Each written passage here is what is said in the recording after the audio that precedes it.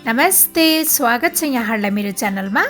आज म यहाँहरूसँग थिचेको मुलाको अचारको रेसिपी सेयर गर्न गइरहेको छु।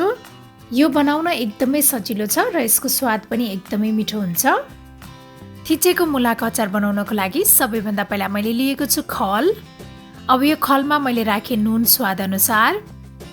त्यसपछि मैले यसमा 1 टीस्पुन जति रातो धुलो खुर्सानी राखेँ। यदि यहाँहरूलाई धुलो खुर्सानी मन पर्दैन भने हरियो खुर्सानी राख्नु भए पनि हुन्छ। त्यसपछि मैले आधा चम्चा जति टिमुर राखेँ। यसलाई चाहिँ मैले बुटेर लिएको छु। अब यसलाई राम्रोसँग पिस्ने। त्यसपछि मैले लिएको छु मुला। मुलालाई मैले राम्रोसँग तासेर अनि यसलाई सानसानो पिस बनाएर काटेर लिएको छु।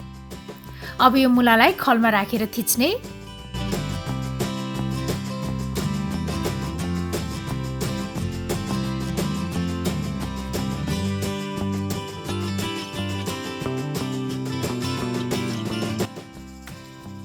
मैले सबै मुला पिसिसकेको छु। त्यसपछि मैले यसलाई एउटा बाउलमा राखेँ।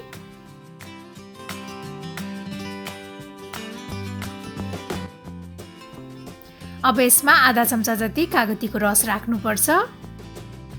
त्यसपछि मैले यसमा यो मसिनो पारेर काटेको हरियो धनिया पनि राखेँ। अब यो सबैलाई राम्रोसँग मिक्स गर्ने। अब हाम्रो यो थिचेको मुलाको अचार चाहिँ खानको लागि रेडी भइसकेको छ। मलाई आशा छ यहाँहरूलाई यो सजिलो अनि मिठो थिचेको मुलाको अचारको रेसिपी पक्कै पनि मन पर्यो होला। र मेरो अरू यस्तै रेसिपीहरूको लागि प्लिज मेरो च्यानललाई सब्स्क्राइब गरिदिनु होला। र मेरो भिडियोलाई लाइक, शेयर र कमेन्ट गर्न पनि नभुल्नु होला है। Thank you for watching. Bye by.